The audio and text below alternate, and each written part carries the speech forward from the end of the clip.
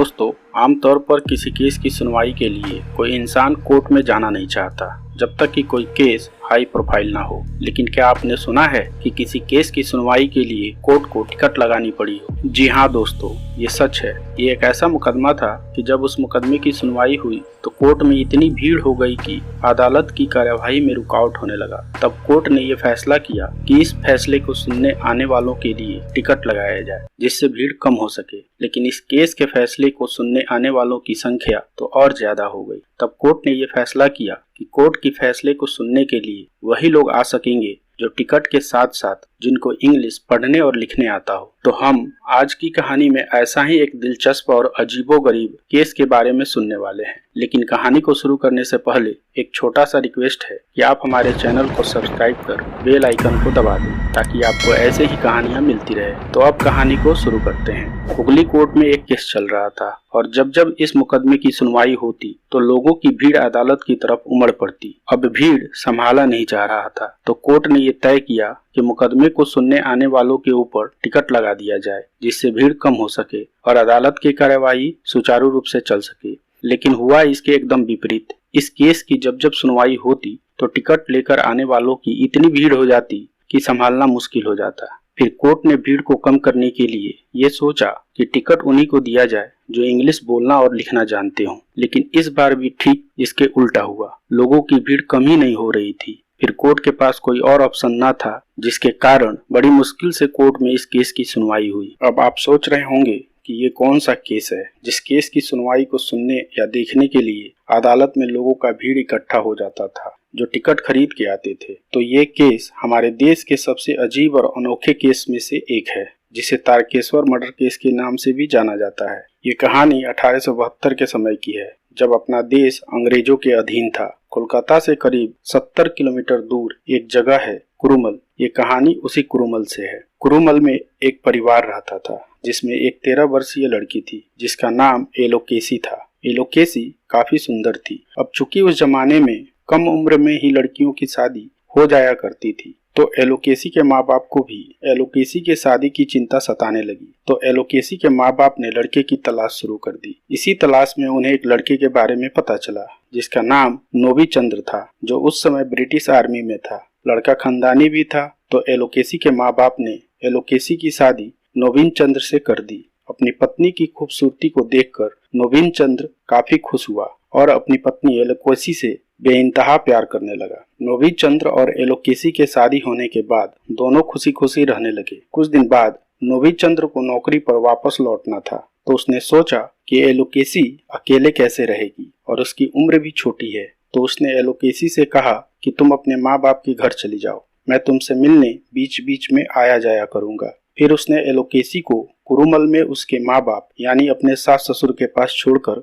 कोलकाता अपने नौकरी पर लौट गया। इसी तरह 1 साल गुजर गए लेकिन नोबिन चंद्र और एलोकेसी के औलाद नहीं हुए तो दोनों काफी दुखी रहने लगे। साथ ही साथ दोनों के परिवार वाले भी काफी दुखी रहने लगे। दुखी रहने का कारण भी था क्योंकि ये वो जमाना था जब लड़के लड़कियों की शादी कम उम्र में कर दी जाती थी और वो जल्दी ही माँ बाप बन जाया करते थे।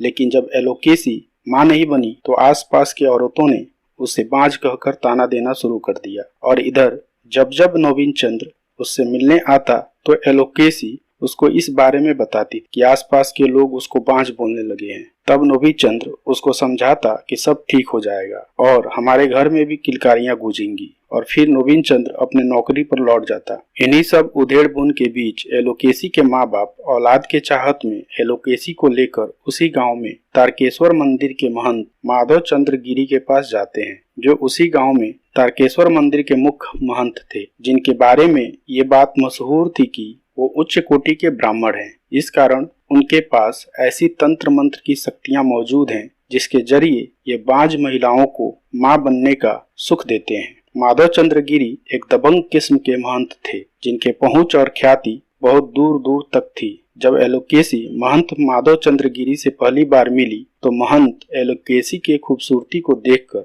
उस पर मोहित हो गया और उसकी नीयत डोल गई। फिर तंत्र मंत्र के बहाने महंत एलोकेसी के माँ बाप को मंदिर परिसर में ही इंतजार करने को कहा और एलोकेसी को मंदिर में बने अपने कमरे में ले गया और उसको प्रसाद खाने के लिए दिया और साथ में ये कहा कि इसी प्रसाद से तुम्हें संतान सुख की प्राप्ति होगी। एलोकेसी औलाद के चाहत में प्रसाद खा लेती है। प्रसाद खाने के कुछ देर बाद एलोकेसी बेहोश हो जाती है। दरअसल महंत एलोकेसी के सुंदरता पर इतना मोहित हो गया कि उसके साथ गलत करने के लिए बेहोशी की दवा वाली प्रसाद उसको खाने के लिए दे दिया। जब एलोकेसी बेहोश हो जाती है तो महंत उसके साथ बलात्कार करता है। कुछ समय बाद जब एलोकेसी को होश आता है तो उसको भी पता चल गया कि महंत ने उसके साथ गलत काम किया है। एलोकेसी जब इसका विरोध करी तो महंत कहता है कि अगर तुमने इसके बारे में किसी से भी कुछ कहा तो ये तुम्हारे लिए और तुम्हारे परिवार के लिए अच्छा नहीं होगा। एलोकेसी को पता था कि महंत कुछ भी कर सकता है, इसलिए एलोकेसी चुप रहने का फैसला करती है।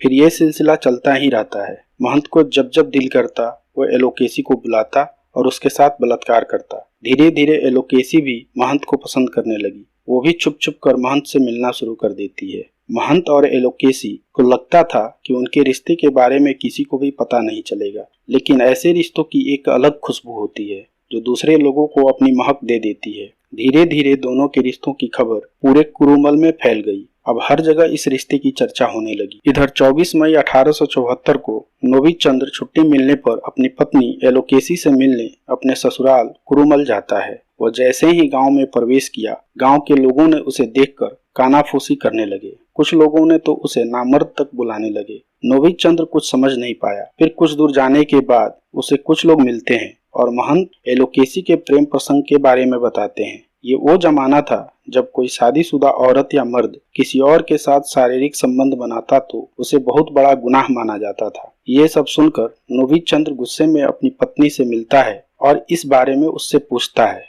तो एलोकेसी उससे माफी मांगते हुए सब सच सच बता देती है। चूंकि नोविक चंद्र एलोकेसी से बहुत प्यार करता था, इसलिए वो उसे माफ कर देता है और उसे एक और मौका देता है और साथ में ये भी कहता है कि इसमें तुम्हारी कोई गलती नहीं है, शायद मैं ही नौकरी के सिलसिले में तुम्हें ज्यादा वक्त नहीं दे पाया। फिर नोविक चंद्र ने यह तय किया कि एलोकेसी को वो अपने साथ कोलकाता लेकर जाएगा। फिर 27 मई 1874 को वो अपनी पत्नी को लेकर कोलकाता के लिए निकलता है, लेकिन कुछ ही दूरी पर महंत के गुंडे नोविक चंद्र का रास्ता रोक लेते हैं और एलोकेसी को गांव से बाहर ले जाने का विरोध करने लगते हैं और साथ ही नोविक चंद्र से मारपीट करने लगते हैं। इस पर नोविक चंद्र को काफी गुस्सा आ गया और वो हंसिए से अपनी पत्नी का सर धड़ से अलग कर दिया। ये देखकर महंत के गुंडे वहां से भाग खड़े हुए। फिर नोविक चंद्र को अपने किए पर पछतावा हुआ और अपनी पत्नी के सर को गोद में रखकर बहुत रोया और एक हाथ में अपनी पत्नी की कटी हुई सिर और दूसरे हाथ में हंसिया लेकर वहां से सीधे पुलिस स्टेशन गया और अपना गुनाह कबूल कर लिया। फिर पुलिस नोविक चंद्र को गिरफ्तार कर ली और अब ये मामला पुलिस से होते हुए कोर्ट में चला गया। मैं यहाँ पर एक बात आपको बताता चलूं कि जब 1857 में सिपाही विद्रोह हुआ तब अंग्रेजों ने 1860 में आईपीसी यानी इंडियन पिनल कोड लागू कर दिया। अब इंडियन पिनल कोड के तहत तमाम क्राइम किस किस सेक्शन में रहेंगे और उनकी क्या क्या सजा होगी उसको भी उन्होंने वर्णन किया। लेकिन इन्हीं सेक्शनों में से एक सेक्शन था 497। सेक्शन 497 अडल्ट्री से जुड़ा हुआ था, यानी जब कोई शादीशुदा औरत या मर्द किसी और के साथ शारीरिक संबंध बनाता था तो उसे सेक्शन 497 में रखा जाता था। इस सेक्शन में अगर कोई शादीशुदा औरत किसी गैर मर्द के साथ नाजायज संबंध रखती तो उसे जुर्म माना जाता था और उसके लिए सजा का भी प्रावधान था। सेक्शन 497 में अगर कोई शादीशुदा औरत किसी गैर मर्द के साथ नाजायज संबंध रखती तो विक्टिम वो लेडी ना होकर उसका पति होता था। यही कारण था कि अदालत के फैसले को सुनने के लिए लोगों का हुजूम जमा हो जाता था। अब नोविक चंद्र के केस को लड़ने के लिए वकील बोयमेश चंद्र बनर्जी थे, जो बाद में कांग्रेस के संस्थापक भी हुए। ये उस समय के सबसे होनहार वकील हुआ करते थे। उन्होंने कोर्ट में कहा कि नोविक चंद्र ने कत्ल तो किया और कबूल भी किया, लेकिन नोविक चंद्र गुनाहगार नहीं है, वो तो पीड़ित है। असली गुनाहगार तो महंत माधव चंद्र गिरी है, क्योंकि उसने नोविक चंद्र की बीवी के साथ नाजायज रिश्ते बनाए, जिसके वजह से नोविक चंद्र की इज्जत दांव पर थी, जिसके वजह से यह कत्ल हुआ। और आगे उन्होंने कहा कि इंडियन पिनल कोड का सेक्शन 497 भी यही कहता है, इसलिए महंत माधव चंद्र गिरी पर भी केस बनता है। फिर अदालत ने नोविक चंद्र को आजीवन कारावास और महंत को 3 साल की सजा सुनाई और आगे की सुनवाई के लिए हाई कोर्ट में इस केस को रेफर कर दिया। जब अदालत के इस फैसले के बारे में लोगों को पता चला तो पूरे बंगाल के लोगों में आक्रोश भर गया। लोगों ने सरकार से कहा कि गुनाहगार तो माधव चंद्र गिरी है, नोवी चंद्र नहीं, तो फिर उसको 3 साल की सजा और जिसने अपनी इज्जत बचाई उसे आजीवन कारावास क्यों? फिर एक 10,000 हस्ताक्षर वाला लेटर सरकार को भेजा गया जिसमें नोवी चंद्र को रिहा करने को कहा गया। अब अंग्रेजों को लग चुका था कि अगर बात नहीं मानी गई तो फिर से 1857 वाला विद्रोह हो जाएगा।